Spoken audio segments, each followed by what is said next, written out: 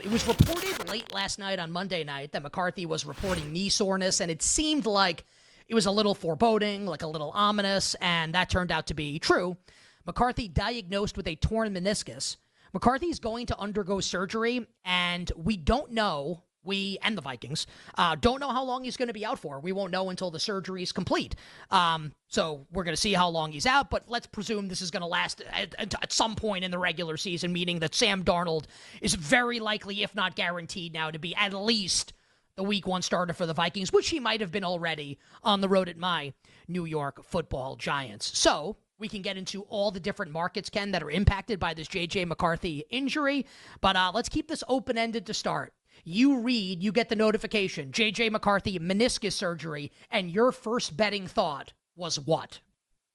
I texted it to you right when it happened. I sent you the link to the tweet. I sent it to Tyler, and I go, well, there's one quarterback that's not going to win Offensive Rookie of the Year, which sounds like really crass, but look, this is how people talk to each other about this stuff. I just go, look, we cross the name off, and that's what it is.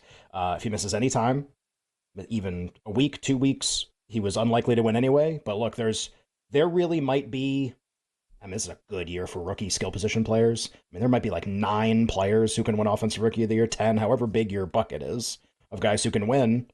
He misses the start of the season, you can remove one, makes your decision easier. And I know his odds weren't what Caleb Williams are, but look, this board, and Mike's doing a great job animating the board as I'm talking. This board on your screen right now, all of this is going to look different 30 minutes into the season. This is one of those markets that just goes completely haywire from Jump Street because we've never seen any of them play a regular season game. So it's easy to be like, well, I mean, he was like a long shot. Like that doesn't impact the market. I look at it not that it's like a 20-1 or a 25-1 that can't win. I look at it as like there were 9 guys who could win. Now there are 8. And that actually makes your decision way, way easier when you get into the season. And I didn't really like him as much as I liked other players anyway. You and I have talked about Bo Nix. We talked about Malik Neighbors. We talked about other players. I think there's like a limited pool, as there almost always is, of players who can like legitimately win Offensive Rookie of the Year, in most seasons.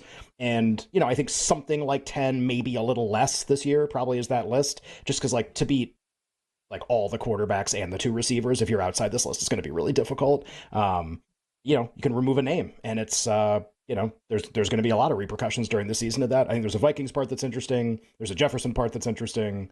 There's a division part that's interesting. There might be a Bears part that's interesting too. But for now, it's just, okay, like I am focused on awards this year. I can now narrow my focus by one quarterback, which is makes your decision way easier betting Offensive Rookie of the Year. Like, J.J. McCarthy could be awful. He could also be awesome. Sam Darnold is bad. Like, we've seen Sam. I would be shocked. I guess, like Rich Gannon did it. I guess it's not, like, there's not no chance that Sam Darnold could be good. I would be pretty surprised if Sam Darnold were great.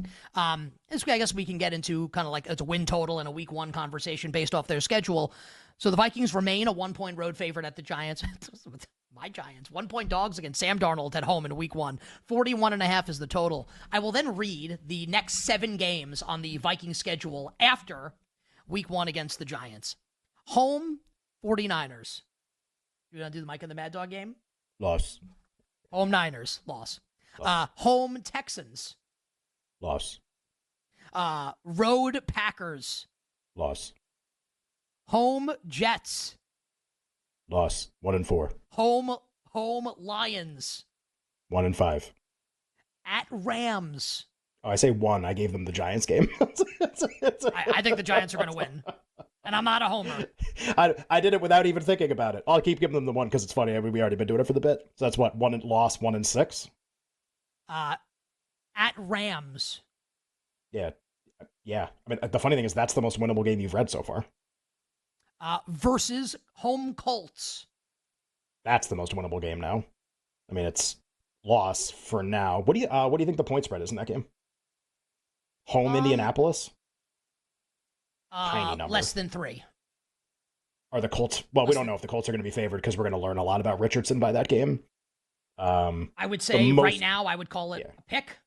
Colts -1. I mean, the most likely point spread is probably like pick or like Colts -1 or something like that. Yeah. At Jaguars. I mean, it's more than that game. Yeah, the Colts game is the most winnable game by far so far. See ya. I mean, I'm looking at the back half. That back half's not a picnic either. It just depends on how good Chicago is because you played them twice there. Yep. but Atlanta, Seattle, the Packers again, and they close at Detroit is also in that pool. Now, there Your are hope easier would games be- sprinkled in. It's a much more average schedule in the second half, and good Yeah. job by Mike having the graphic for everything.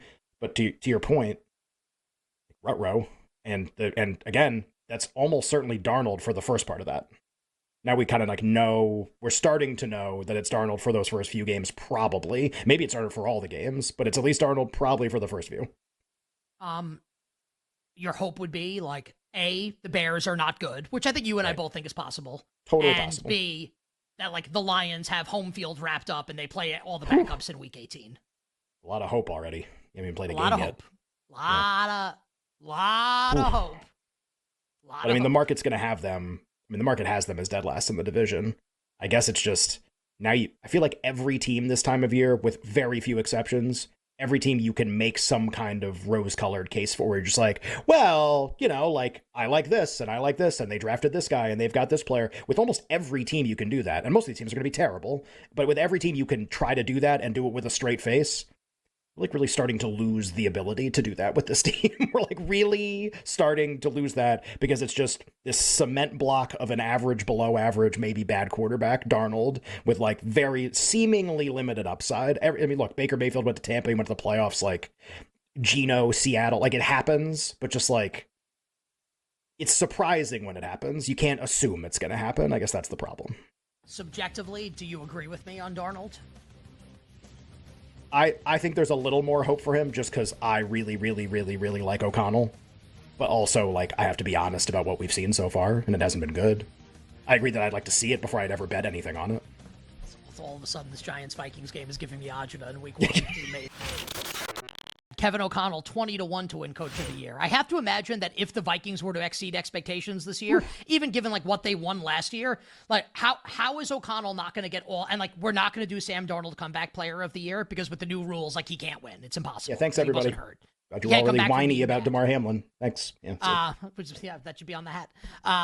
What about Kevin O'Connell and his candidacy, Ken, for Coach of the Year now? Because you have to think like again, like he's going to get this credit.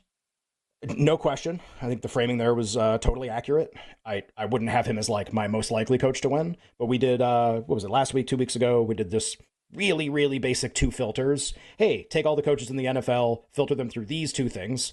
And it was how many games did they win last year and how many games did they projected to win this year? And you're looking for kind of a sweet spot where you weren't very good, and maybe we think you're going to be a little better, but we definitely don't think you're going to be good again. We do not think you will be good. And you were probably pretty bad last year. Maybe you were a little under 500. Maybe you were terrible.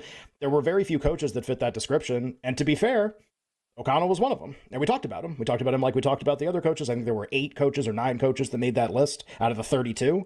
And he was already on it. So look, I don't think, I would never say this like bumps his price. Like, oh, it makes him more likely to win now that this happens. I just think he was on the list before. There's a potential narrative angle, and he's still on the list. It doesn't make him a bet, but it also, look, I think you cross off Jefferson. I think you cross off McCarthy. I think you can do a few things. I think maybe you cross off Vikings to win the division. Maybe that's the next conversation. Maybe you were doing that anyway, but these are like moving closer and closer to 0. All right. Here's one that actually just still has like a ton of life, because if they just 9-8, 10-7 make the playoffs, and we'll see kind of the trials and tribulations along the way with Darnold, would still have a shot, would fit the historical profile perfectly, and he's one of a very few handful of coaches that do that.